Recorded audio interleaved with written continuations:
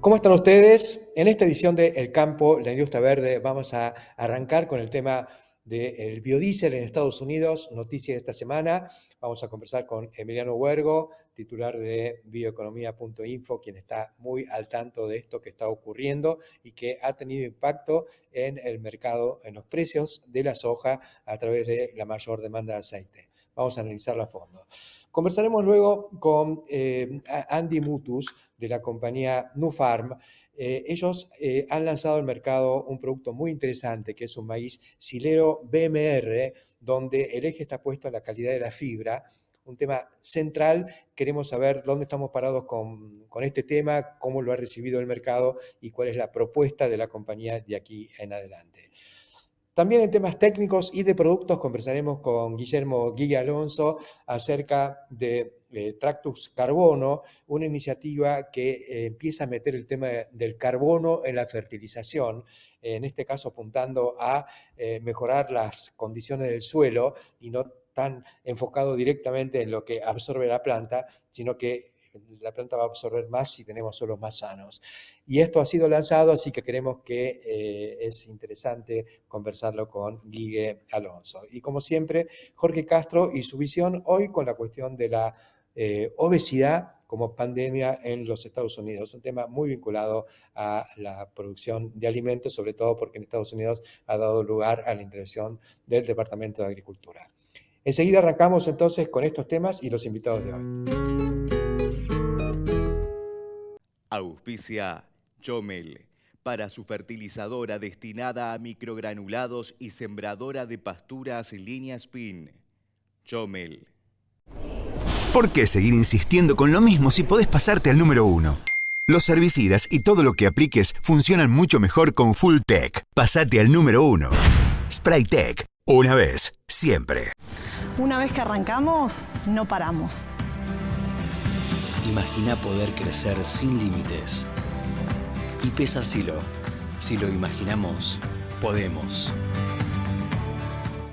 ¿Sos fan de la carne vacuna? Entrá en www.carneargentina.org.ar y encontrá los mejores tips, trucos y recetas para preparar la mejor carne del mundo y disfrutarla en familia y con amigos.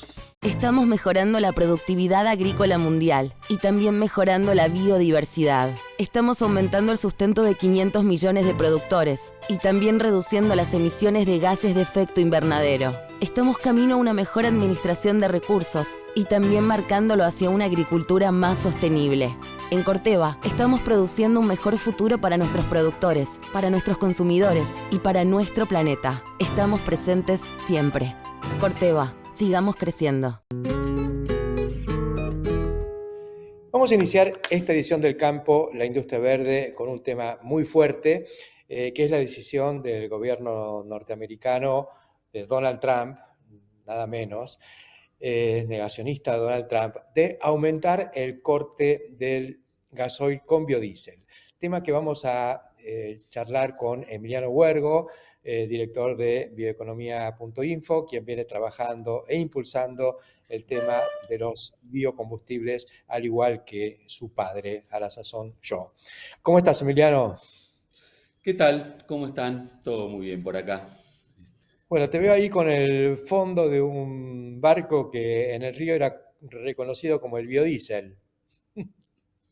Sí, era un velerito que cuando no usábamos las velas funcionaba con un motor diésel al cual le poníamos biodiesel. Esto estamos hablando del año 2000 más o menos. Y bueno, la semana pasada salió una resolución de la Secretaría de Energía que autoriza el uso de biodiesel en embarcaciones. algo Es que decir, que vos lo hace usabas 25 años clandestino. ya existía. Sí. Qué bueno, cuando todavía no había una sola planta de biodiesel en la Argentina y esto había que hacerlo en laboratorio. Pero bueno, Exactamente. algo arrancó a partir de entonces. Y ahora está esta decisión del gobierno de Trump que impone o autoriza o obliga, no sé cómo es, vos nos explicarás, el corte en mayor escala con biodiesel. ¿De qué se trata? Bueno, Estados Unidos tiene una normativa que impulsa el uso de biocombustibles en el cual, en lugar de exigir, decir, hay que cortar a tanto, dice, bueno, hay que cortar tanto volumen. Ese volumen, las petroleras están, o las empresas comercializadoras de combustible están obligadas a mostrar certificados que cumplieron con el volumen total. La novedad de todo esto es que hubo un salto del 30 y pico por ciento para el 2026 respecto a los volúmenes que se habían fijado para el 2025 o 2024. Particularmente en el caso de lo que son combustibles diéseles de base biológica, biodiesel, HBO, y bueno, y esto fue una noticia de alto impacto en el mundo de los biocombustibles porque fue también una sorpresa. Para darte una idea, Trump, un gobierno negacionista del cambio climático, pero que apoya muy fuerte la producción local, estamos hablando, según cálculos primarios que estuve haciendo rápido, estamos hablando de un corte que va a andar en el 15% de biodiesel o HBO dentro del combustible diésel de Estados Unidos. ¿Y tenés idea de qué significa eso en volumen de aceite necesario para hacer ese biodiesel? No tengo el cálculo todavía, no lo hice, pero bueno. Porque lo que sí sucedió fue que tuvo un fuerte impacto en el precio del aceite de soja, lo que un poco confirmó, como esto ya se venía manejando y se sabía, pero cuando se conoce la noticia, impacta, aumenta el precio del aceite y arrastra al precio del poroto de soja. Así que en estos días la razón por la cual la soja, por un lado, dejó de caer y después revirtió la tendencia, está vinculada con esta decisión. Sí, claro, sin duda, esto es un impacto muy, muy fuerte. Bueno, Estados Unidos venía creciendo en plantas de crushing de oleaginosas, han entrado fuerte en los últimos años, producto también no solo del biodiesel, sino también del SAF, el biocombustible para aviones. La aviación es uno de los sectores más difíciles para descarbonizar y hay una apuesta global hacia el uso de biocombustibles y hoy la tecnología más avanzada consiste en procesar aceites vegetales que incluso se pueden hacer en plantas nuevas o con pocas inversiones se puede reconvertir una destilería de petróleo para poder procesar también aceite de soja, por ejemplo, o aceite de camelina o carinata, estos cultivos nuevos que están apareciendo. Y esto ha motivado a las grandes empresas agroindustriales globales a volver a invertir en plantas de crushing. Sí. Y bueno, Lo cual no a es una partir buena de noticia esta para nueva Argentina. capacidad instalada se habilitó la posibilidad de decir esto, porque fijan esos volúmenes porque sabe que los pueden cumplir y que los pueden cumplir con producción local, porque justamente estos subsidios que aplican de $1 por galón y qué sé yo, se van a aplicar enteros al biocombustible producido en Estados Unidos, mientras que el importado va a recibir la mitad. Ajá. Bueno, yo diría que cualquier noticia que implique mayor consumo de productos agrícolas, bienvenida sea. Necesitamos más demanda para una producción que viene creciendo a nivel global. Ahora, para la Argentina tiene un costado gris, digamos, porque por un lado no podés entrar con biodiesel en el mercado americano porque hay fuertes restricciones a la importación, barreras arancelarias y pararancelarias tremendas. Creo que tiene un 100% de derechos o más, directamente está prohibido entrar con biodiesel de Argentina. Y sí podés entrar con aceite, pero ellos van a preferir el propio y entonces aumenta la capacidad de crushing. Y al aumentar la capacidad de crushing, ¿qué pasa con la harina? Bueno, en general, digamos, la mayor parte del biocombustible diésel que se produce en Estados Unidos es con aceite de soja. Al moler soja, la soja tiene 20% de aceite, 80% de harina. Entonces, si nuestro producto, mayor producto de exportación, que es la harina de soja, ahora Estados Unidos va a tener muchísima más harina de soja, producto de este mayor volumen de crushing, con lo cual van a tener excedentes que van a volcar al mercado y esto va a afectar el precio internacional y también los volúmenes, ¿no?, que pueda exportar Argentina.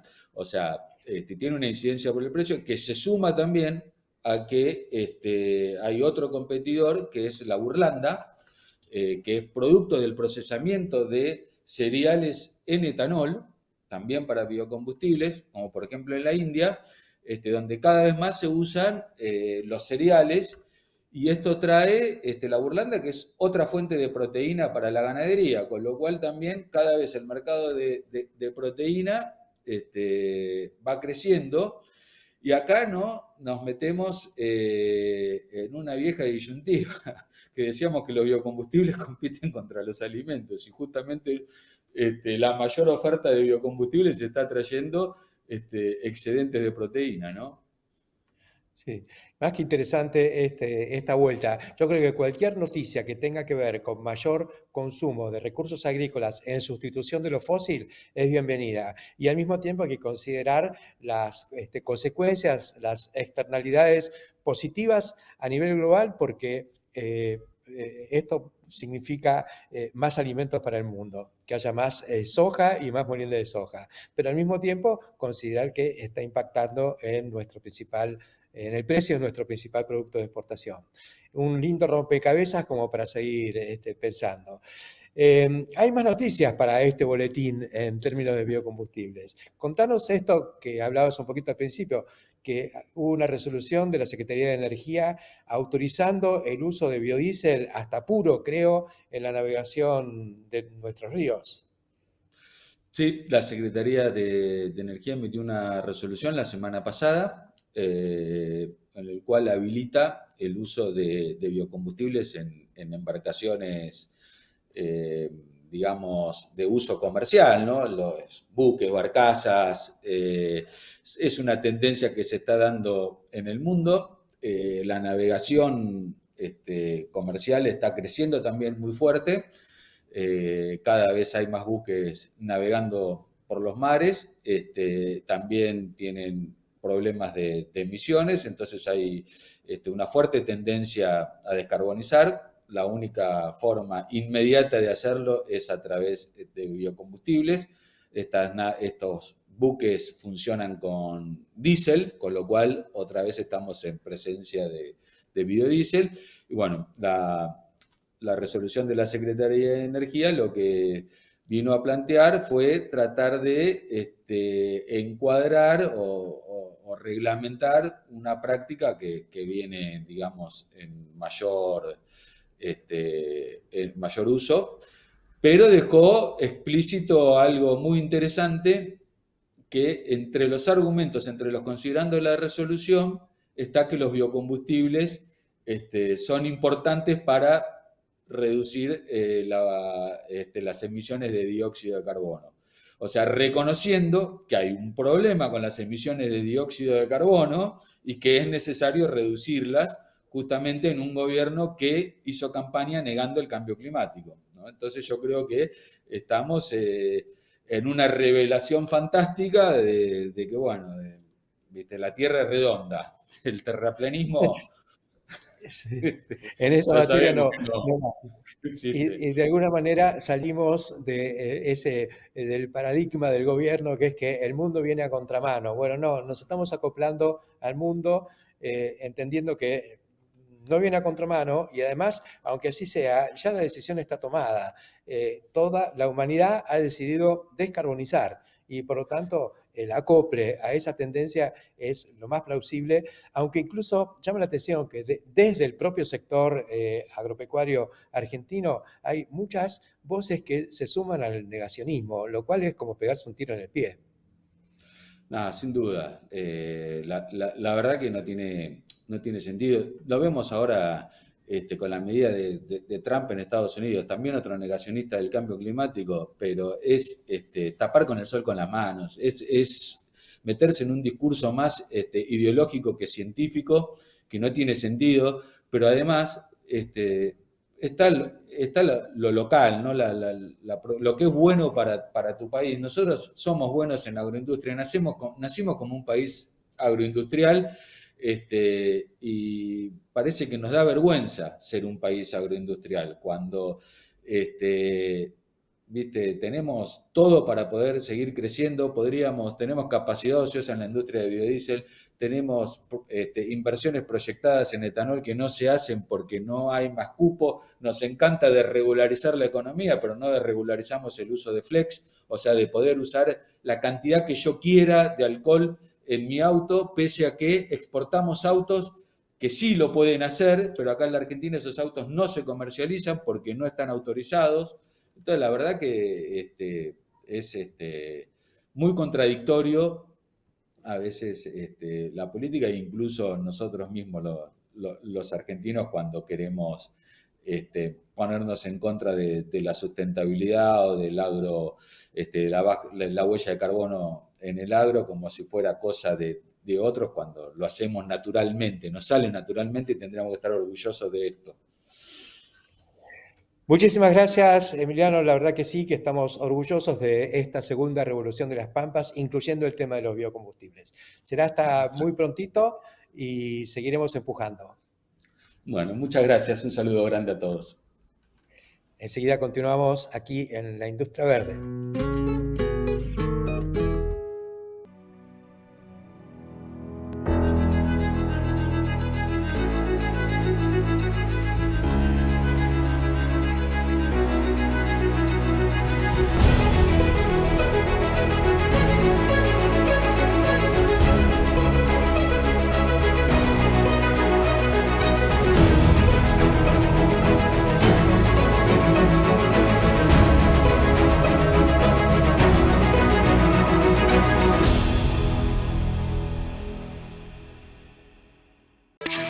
Imaginamos futuro, trabajamos presente.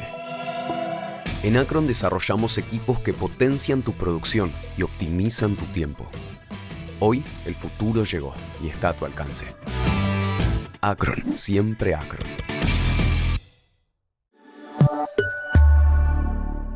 Aceitera General Dehesa. Acopiamos confianza. Crees en la tierra argentina y en Galicia compartimos estos valores. Tenés especialistas agro que entienden las raíces de tu negocio de verdad. Tenés Galicia.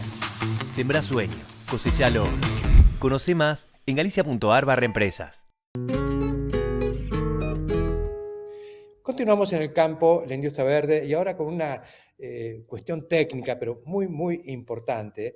La compañía de semillas Nuseed, una empresa que tiene una fuerte penetración en el mercado local y una compañía global de origen australiano, está impulsando el desarrollo comercial de los maíces BMR.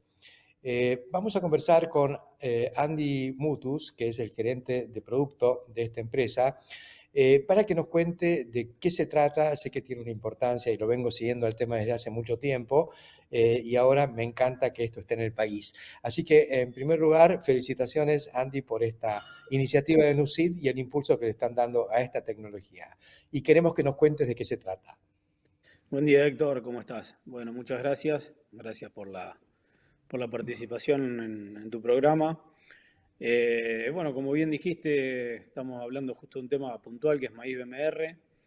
nosotros como una compañía global, que es Nufarm, a partir de hace un tiempo la empresa tomó el nombre de Nufarm Argentina junto con lo que era Nucid, sigue siendo de la misma gente. Y bueno, el tema del maíz BMR es un proyecto que arrancó hace 3 años atrás.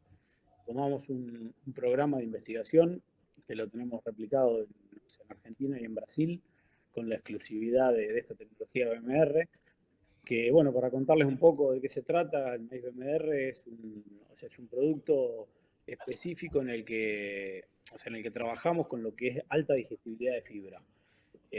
Lo que damos con esto es una posibilidad de tener silajes de maíz de una mayor calidad, con alta tasa de pasaje en el rumen de las vacas. Y bueno, hace 3 años empezamos a trabajar con esto como ya un producto comercial, con un programa que ya venía trabajándose de antes, en el que fuimos evaluando junto con productores, con redes oficiales y de distintos organismos, los resultados que fuimos teniendo, y encontramos que hay una muy buena respuesta en cuanto a la producción y en cuanto a la calidad de los silajes en particular. Comenzamos con esto en vacas de tambo, que es donde vimos reflejados más rápidamente los resultados, y sabemos que es una producción muy intensiva, muy importante dentro de nuestro país, en el que pudimos obtener resultados de mayor producción de leche, donde sabemos que por ahí un poco el techo de la producción de láctea en la Argentina estaba dado por la digestibilidad de la fibra, justamente, que es lo que no podíamos superar de alguna manera, esa barrera que se ponía en la producción. Y bueno, creo que con este producto es un producto que nos permite justamente superar esa barrera, y bueno, esperemos que sea una herramienta para todos los productores que la puedan tener disponible. No tengo la menor duda, porque tiene una lógica muy clara. En el silo de maíz vos tenés un 50%, ¿no es cierto?, de la materia seca total que la aporta el grano, y el otro 50% la aporta la fibra. Sobre el grano hay poco que hacer, se puede mejorar un poco la digestibilidad del almidón, etcétera, etcétera, pero ya estamos frente a una muy alta digestibilidad natural. Ahora, en el lado de la fibra, tenía lógico trabajar en esto, porque hemicelulosa, lignina, todo lo que hay en tallo y hojas del maíz, requiere también una intervención. Y haber pescado esta onda y sabiendo que están los genes, que son estos genes BMR, era algo que estaba clarísimo que había que darle impulso, ¿no? Exactamente, un poco esa fue la intención, la idea del proyecto. Nosotros tenemos el maíz BMR, que ya sabemos que por el hecho de tener el gen de BMR ya le confiere una mayor digestibilidad de la fibra. Entonces, ¿en qué trabajamos en el programa nuestro de investigación? Trabajamos específicamente en poder seguir mejorando en el rendimiento en grano. Hoy tenemos un producto, nuestro híbrido comercial se llama Nufit 4220 MGRR2 BMR, que es el material que logramos con una alta digestibilidad por el hecho de ser BMR, con un muy buen comportamiento sanitario, con una buena adaptación en lo que es agronómico. Muchas veces sabíamos por ahí los primeros materiales BMR que existieron en el país, la limitante era el comportamiento agronómico. Hoy eso está superado. Tenemos el material nuestro, se comporta exactamente igual que cualquier otro híbrido de maíz para grano. Y hace ya varios años que venimos trabajando muy, muy específicamente en lo que es rendimiento de grano, con lo que obtuvimos un material que tiene el mismo rendimiento de grano que cualquier híbrido de la media del mercado en cuanto a rendimiento de grano. Después, como vos mencionabas, el tema de la digestibilidad del almidón y demás, eso sabemos que al tener el volumen de grano importante o necesario para poder hacer este silaje, después empieza a jugar un poco más el manejo, donde trabajamos un poco más en lo que es la confección del silo puntualmente. Y otra de las ventajas que da el maíz BMR es que a partir de ser BMR podemos trabajar con un cultivo en el que podemos exceder un poquito ese volumen, esa cantidad de materia seca, porque al ser BMR igual mantenemos la calidad de la fibra. Entonces muchas veces, ¿qué pasaba? Los maíces se anticipaban en el picado para tener una mejor digestibilidad de la fibra, por estar un poco más verde, por llamarlo de alguna manera, Y ahí resignábamos grano o resignábamos calidad de grano porque todavía no estaba el grano con la formación ideal para tener ese almidón que necesitamos. Entonces, con estos maíces BMR sabemos que mantenemos la digestibilidad de la fibra siempre y podemos pasar ese 35% de materia seca, que es el que siempre se habló ideal para hacer el picado, y podemos manejarnos entre un 38 y hasta un 40% de materia seca, lo que nos da mucho más porcentaje de digestibilidad de almidón en el grano, a su vez obteniendo esta digestibilidad de la fibra que no la perdemos. Lo que estás diciendo es central. Vos sabés que cuando arrancó el silo de maíz en la Argentina, el temor, como había pocos contratistas y se suponía que llegaban tarde porque tomaban mucho trabajo, me involucro en eso porque en su momento me dediqué al picado y bueno, tenía presión para llegar antes. Y me daba vergüenza ajena porque llegaba a un lote que estaba en grano lechoso y lo tenía que picar y yo decía, estoy cosechando la mitad del grano posible. Esto espera una semana y tengo 3.000 o 4.000 kilos más de almidón por hectárea, pero no había forma de hacerlo entender. Ahora con esto realmente vamos a hacer los hilos, como hemos visto que se hacen por ahí en California, en algunos lugares de Estados Unidos, con el maíz ya bastante madurito, ¿no? Exactamente. Ahora con los BMR, aunque esté más maduro, vas a tener digestibilidad de la fibra. Exactamente, creo que ahí está la ventaja más significativa. Y bueno, entrando por ahí más directamente, creo que en lo que es producción, donde los nutricionistas son los que más entienden del tema y donde más ayornados están, creo que todo lo que hemos ido conversando con ellos, todos siempre nos decían que estaban encontrando esa barrera, ese techo en la digestibilidad de la fibra. Claro. Bueno, creo que con esto venimos a llevar una solución y sobre todo, como te decía anteriormente, donde logramos un material que está agronómicamente apto y que funciona perfectamente como cualquier otro híbrido de maíz para grano. Entonces, estaríamos encontrando ese equilibrio que necesitamos para poder avanzar en la producción láctea.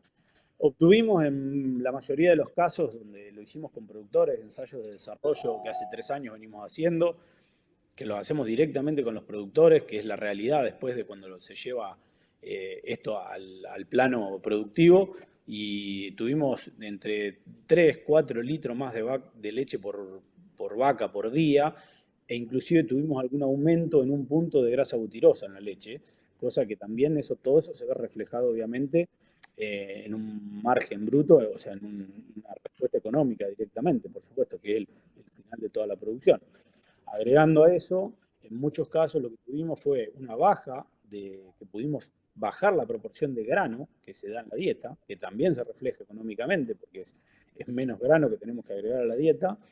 Y hablando puntualmente de lo que es bienestar y salud animal, son dietas más forrajeras, lo que hacen también que sea una dieta más sana para el animal, lo que también nos da como resultado al final de la ecuación tal vez que podemos prolongar esa reposición de la vaca, que todos sabemos hoy lo que cuesta la reposición de una vaquillona de tambo, tiene un valor muy grande. Es fantástico todo lo que nos estás contando. Vos imaginate también si un día se mide la huella de carbono del silo de maíz, si vos tenés más digestibilidad, estás emitiendo menos CO2 y menos metano también. O sea que todos estos van a ser atributos que se le van a ir incorporando al concepto BMR, ¿no? La verdad que es una alternativa que estaba haciendo falta y me encanta que la tengamos en marcha. ¿Qué están diciendo los tambos de punta, estos que están revolucionando la lechería argentina con una tendencia a la estabulación plena, galpones, etcétera? Bueno, estamos trabajando obviamente con algunos de ellos también, con los que empezamos a tener una vinculación por este tema. Hay varios que nos abrieron la puerta para empezar a trabajar. En todos ellos obtuvimos, buenos resultados. La mayoría están muy conformes. Han ido incrementando esta cantidad de maíz BMR que ellos ponen en la dieta, por lo que claramente, vieron un reflejo en la producción, una mejora en la producción. Entonces han ido creciendo en la cantidad de hectáreas que utilizan para picado del maíz BMR. Creo que eso es notorio y hay varias empresas grandes, las empresas lácteas que ya están trabajando con nosotros, que obviamente para nosotros es muy importante porque Creemos que todas esas empresas que hoy, como vos recién mencionabas, están muy finas en todo lo que es tecnología de tambo, inclusive la mayoría tienen las vacas con el collar permanente que miden hasta las horas de rumia de la vaca. Lo que están Seguro. midiendo ellos es una tasa de pasaje mucho más alta en la dieta y ven un aumento significativo y muy rápido. O sea, sabemos que la vaca de tambo es mucho más fácil de medir ese impacto porque enseguida es mucho más sensible a un cambio de dieta, a un cambio de un montón de cosas. Y bueno, en este caso, con los cambios de dieta, están viendo que la sensibilidad de la vaca les muestra y les marca muy rápidamente ese progreso en la producción. Es fantástico todo esto, la verdad que entusiasma. También desafía un poco el paradigma del volumen, ¿no es cierto? Muchas veces se pensaba que los mejores silos de maíz son los que tienen planta más alta y más volumen de materia seca total. Con esto podías decir, mira, miremos un poquito más la digestibilidad de la materia seca de la fibra, de la porción fibrosa, que el volumen total. Exactamente. Muchas veces, algunos de los puntos que encontramos por ahí cuando empezamos con esto nos preguntan o sea, es razonable y muchas veces te preguntaban, ¿cuántos kilos de materia verde me da? Y bueno, yo creo que el punto importante es decir cuántos kilos de materia seca tengo realmente, Claro. porque lo que el animal consume y lo que aprovecha es la materia seca. Entonces, independientemente de eso, en los volúmenes que hemos ido picando y comparándolo con otros híbridos del mercado que están hoy comerciales y de los que pican normalmente en estos productores que fuimos viendo, el volumen de materia verde es similar, pero tenemos un mucho mejor aprovechamiento porque tenemos mucho más materia seca aprovechable, mucho más materia seca disponible para el animal, para la dieta. Cuando los nutricionistas arman la dieta, lo toman en materia seca. Nosotros hablamos del consumo de materia seca de un animal por día, no de materia verde. Dentro de la materia verde tenemos que contemplar cuánto es de agua, que el agua sabemos que no es alimento, o sea, para el animal. En cambio, sí la materia seca. Y ahí creo que es donde hacemos ese quiebre de esa diferencia. Ventaja por las dos puntas. Primero, menor costo por kilo de materia seca ensilado. Y segundo, mejor respuesta animal por litros de leche producidos con la misma cantidad de materia seca. Win-win. Felicitaciones por este desarrollo, lo vamos a seguir atentamente, te vamos a convocar a menudo porque estamos frente a una ruptura paradigmática en el tema del silo de maíz en la Argentina. Será hasta Héctor, prontito. muchas gracias. Muchas gracias y bueno, espero que sea una herramienta que pueda ser utilizada por la mayoría de los productores que lo quieran utilizar. Está disponible en Argentina y creo que es una buena oportunidad para aprovecharlo. Aumenten la producción de semilla para el año que viene. Esto se va para arriba. Héctor. Muchas gracias. Muchas gracias y nosotros continuamos enseguida aquí en el campo de la industria verde. Genética sustentable para el cultivo de algodón.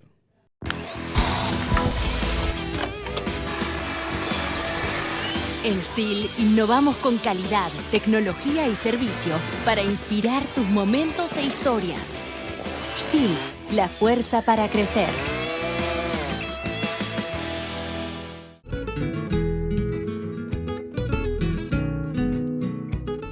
Conte, bienes raíces, líder en la comercialización de campos y activos rurales. Medio siglo, creciendo junto al campo. Continuamos en el campo, la industria verde, y seguimos con los temas técnicos y los lanzamientos. Esto no se detiene. Esta semana hubo una noticia muy importante generada por Sprytech. Vamos a conversar con el director técnico de esta empresa, que es Guillermo Guille Alonso, para que nos cuente qué es esto de Tractus Carbono, que tiene un nombre ya de por sí muy sugestivo. ¿Cómo estás, Guille? Hola, buen día, Héctor. ¿Cómo andan todos? Muy bien, che. Bueno, ¿de qué se trata? ¿Qué es Tractus Carbono? Me da la impresión de que esto se inserta dentro de esta oleada de productos bio, porque donde hay carbono hay vida. Así Sí. que, pero bueno, me suena muy atractivo. Decime de qué se trata.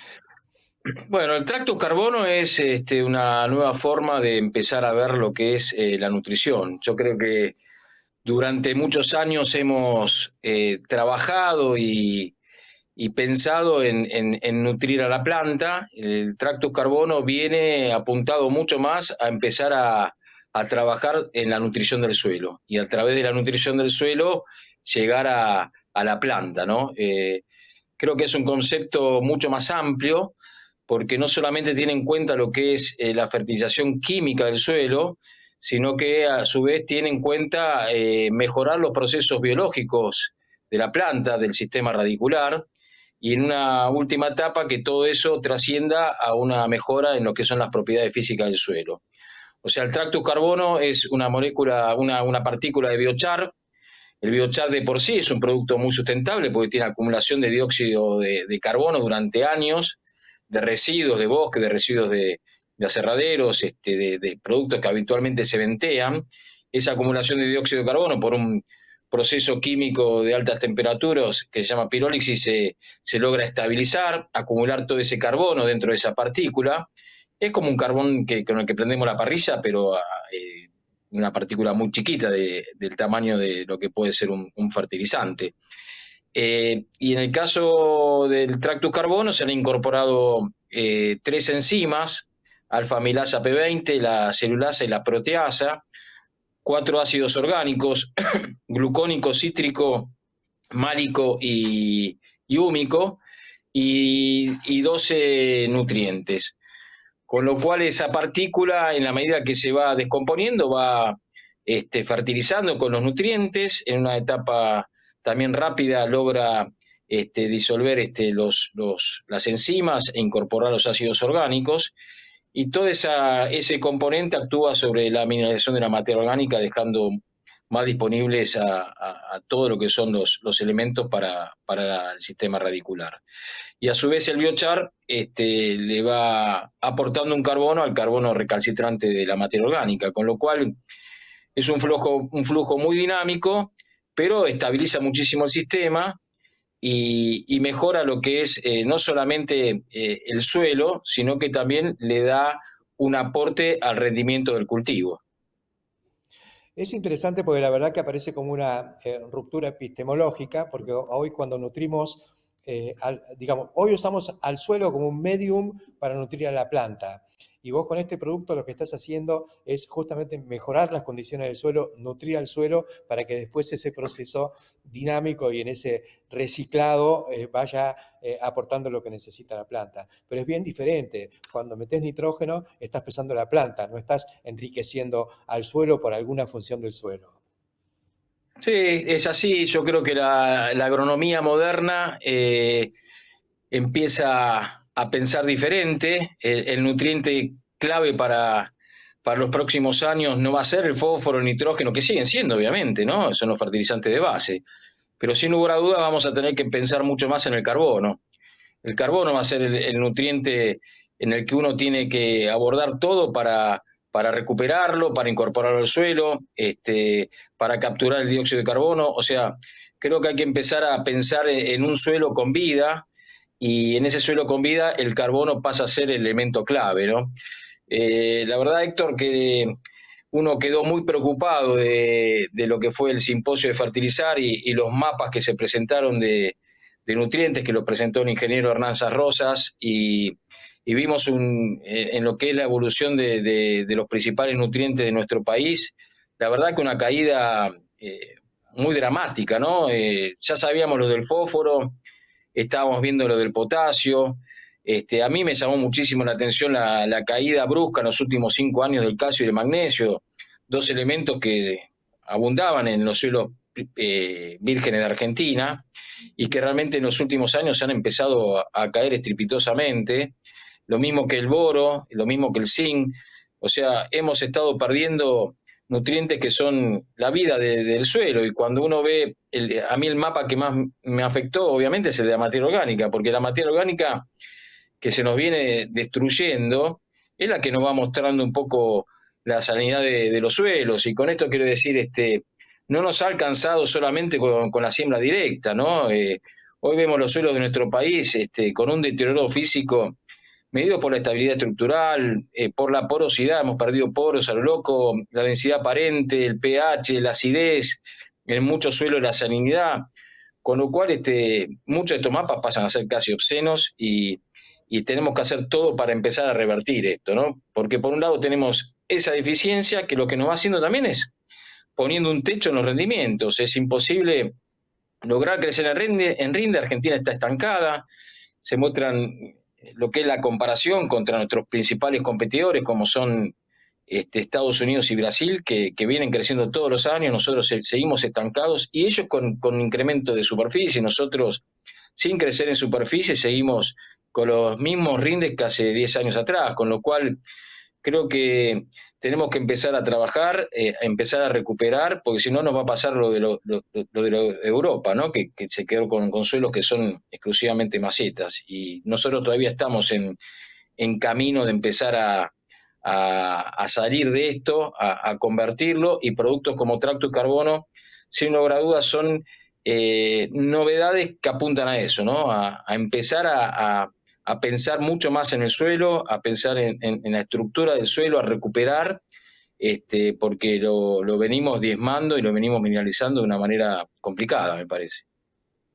Interesante que estos conceptos vengan de alguien que tiene una larguísima trayectoria también en el mundo de la agronomía y también en el mundo de los agronegocios, porque vos has participado en una empresa que fue señera en esto de enseñar a fertilizar y facilitar el acceso a los nutrientes, como fue en su momento Nidera, y lo seguiste haciendo ahora en Spraytec, y me parece que incorporar o incluir un producto de este tipo implica una innovación que rompe con esa vieja idea de nuestra pampa eterna, y nosotros estamos muy engolosinados con pensar que tenemos ventajas competitivas respecto a Brasil, por ejemplo. En Brasil necesitan aportar más cosas, y bueno, ellos aportan más cosas no porque necesitan, sino porque saben que hay más resultados.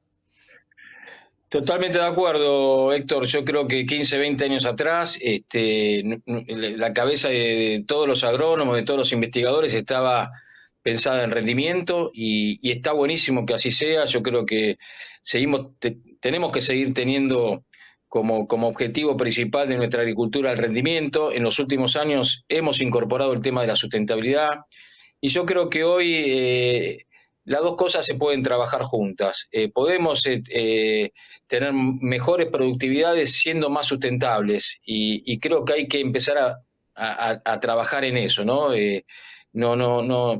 No por ser sustentable tenemos que bajar nuestra productividad, y no podemos tampoco pensar en una agricultura de altos rendimientos sin, por otro lado, estar cuidando la salud del suelo. Yo creo que hay que ir hacia ese lado, ¿no? En ese sentido, por ahí los brasileros vienen un poquito más adelantados que nosotros, por lo que decís, porque ellos tienen una necesidad que no pueden pensar en productividad si no le ponen mucho al suelo, al cultivo, a todo, ¿no?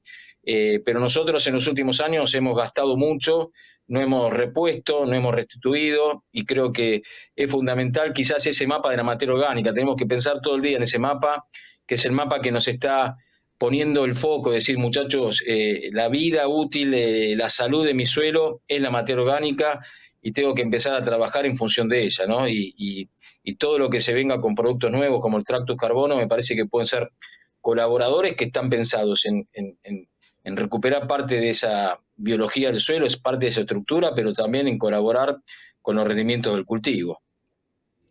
Una última cuestión, ¿ya está disponible en el mercado argentino? Mirá, lo estamos trayendo esta campaña, ya tenemos mucha gente interesada. La pregunta siempre es, che, pero esto lo ves más para ambientes más frágiles, para suelos más deteriorados, o incluso también en ambientes de alta fertilidad se puede tener respuestas. Y yo creo que hoy, como están los suelos de Argentina, obviamente, posiblemente los resultados más rápidos en cuanto a lo que es la parte física del suelo, lo vamos a encontrar en ambientes que sean más frágiles, o que hemos perdido parte de esa porosidad o que se nos ha caído el pH, pero en ambientes incluso de muy buena fertilidad y bien controlados vamos a tener respuesta porque estamos nutriendo al suelo también, con lo cual creo que es un círculo virtuoso ¿no? De poner carbono, de poner micronutrientes, de poner ácidos orgánicos, de poner enzimas y bueno, todo eso estimular al cultivo y por otro lado a ayudar a la materia orgánica del suelo, a la microflora, a la producción de micorrizas, a un montón de aspectos que se empiezan a estimular de una manera muy interesante. Muchas gracias, Guillermo Alonso, por contarnos de qué se trata esto de Tractus Carbono, una nueva estrella en el firmamento del campo, en el campo de la tecnología. Más perlitas. Muchas gracias. Será hasta prontito, Guille. Somos Cestari, somos pioneros y especialistas en tolvas autodescargables. Estamos presentando la línea S6, nueva generación en tolvas. Somos Cestari, escribimos la historia, siempre junto al campo, la industria verde. Mientras Juan arrea las vacas, Sisto vacuna. Ellos están tranquilos. Alberto ya los registró como trabajadores rurales. Si todavía no lo hiciste o querés informarte, entra en www.renatre.org.ar o llama al 0800-777-7366. Renatre. Derechos y obligaciones para el campo que hacemos todos. Tan esencial como el agua. Nutrientes para crecer con la potencia de la tecnología. Todo el nitrógeno y el azufre necesario para un trigo sano, fuerte y parejo. Azufre residual en el suelo para asegurar la mayor rentabilidad en la soja siguiente sin necesidad de una nueva aplicación. Esta es la esencia de Solmix, la solución fértil de Bunge.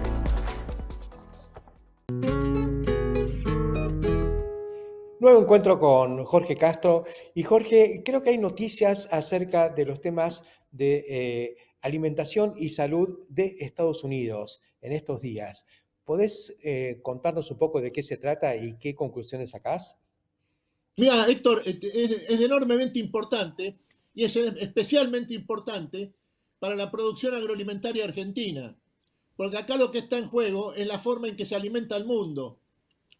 Y por lo tanto la Argentina y el agro argentino tiene mucho que decir sobre esta cuestión vital. Se presenta el problema en estos términos. En Estados Unidos, la mayor economía del mundo, la más avanzada científica y tecnológicamente, más de 30% de su población, de 330 millones de habitantes, padece a esta altura una enfermedad que puede caracterizarse como la obesidad y la hiperobesidad, incluso con formas mórbidas. Esto a su vez provoca una verdadera crisis de la salud pública norteamericana porque proliferan y se intensifican las enfermedades como la diabetes crónica aguda, por un lado, y por el otro lado enfermedades cardíacas extremadamente variadas y al mismo tiempo claramente vinculadas al mismo fenómeno de la hiperobesidad y de la hiperobesidad o de la obesidad. El nuevo secretario de Salud de Estados Unidos, Robert Kennedy, del gobierno de Trump, señala que hay un vínculo directo entre la pandemia de la hiperobesidad que experimenta Estados Unidos ahora con el consumo de alimentos ultraprocesados, que son aquellos que se fundan en el consumo de azúcares, bebidas azucaradas sobre todo, y en lo que se refiere a alimentos ultraprocesados, aquellos ricos en azúcar y grasas. Esto es lo que presenta una discusión fundamental en Estados Unidos en este momento, porque el gobierno norteamericano, por impulso del propio Donald Trump, ha planteado que se requiere una reforma fundamental de la Agencia Norteamericana de Alimentación y Drogas, la Food and Drug Administration, que tiene como objetivo precisamente evaluar todos los consumos de Estados Unidos. Y lo que le reclama ahora y lo que se propone hacer el gobierno de Trump a través del secretario de Salud Pública, Robert Kennedy, es obligar a las empresas de alimentación estadounidense, que son las mayores del mundo, a colocar en manos de la Agencia Federal de Control de las Drogas y de los alimentos, la estimación de cuáles aquellos son los componentes de la alimentación norteamericana que tienen un sentido nocivo, de modo que no sean las propias empresas los que decidan esto. Esto tiene una enorme importancia porque ya son varios los estados norteamericanos, encabezados por West Virginia, que es uno de los más pobres de Estados Unidos, y donde por lo tanto esta pandemia de la hiperobesidad se manifiesta con todavía mayor agudeza. Y además, esto es un dato crucial, interviene en esta discusión de la Secretaría de Salud, la Secretaría de Agricultura de Estados Unidos, porque todo lo que se refiere a la distribución de los bonos para la alimentación, los denominados food stamps, que es el subsidio que se otorga a los norteamericanos pobres para contribuir a su alimentación, está en manos de la Secretaría de Agricultura de Estados Unidos, y siendo el instrumento técnico de esta distribución de los food stamps, los bonos para la alimentación para los pobres norteamericanos, está en manos del USDA, el Departamento de Agricultura de los Estados Unidos. En otros términos, Héctor, acá hay una discusión donde los tres estados principales de la gran zona maicera norteamericana del Medio Oeste, que son Nebraska, Kansas, Iowa, todos ellos han asumido un compromiso de participar en esta discusión, favoreciendo las posiciones de control de la alimentación en el sentido de no proveer alimentos que tengan un carácter azucarado y rico en grasas. Sobre todo, combatir los alimentos ultraprocesados y buscar incrementar en la dieta norteamericana y especialmente en los sectores de la mayor pobreza de los Estados Unidos, volver a incrementar el consumo de alimentos frescos, sobre todo frutas y hortalizas, en primer lugar. Más que interesante todo esto, es una tendencia para seguir muy de cerca, por supuesto polémica, pero no podemos meter la cabeza adentro del suelo o abajo de la alfombra porque esto se viene. Gracias, Jorge. Snack Crops, Sociedad Anónima, líder mundial en la comercialización de especialidades con fuertes raíces en Argentina, lo invita a sembrar maíz pisingallo y girasol confitería para sus mercados en más de 60 países. Contáctenos al 011-5246-1901, vía mail a sergio.casas@snackcrops.com o bien visítenos en nuestra planta industrial ubicada en Pehuajó, provincia de Buenos Aires. ¿Sabes cuánto tarda nuestro planeta en generar 1 centímetro de suelo fértil? 1000 años. 50 generaciones de humanos. El suelo nos alimenta. Cuidemos el suelo. Profertil. Vida para nuestra tierra.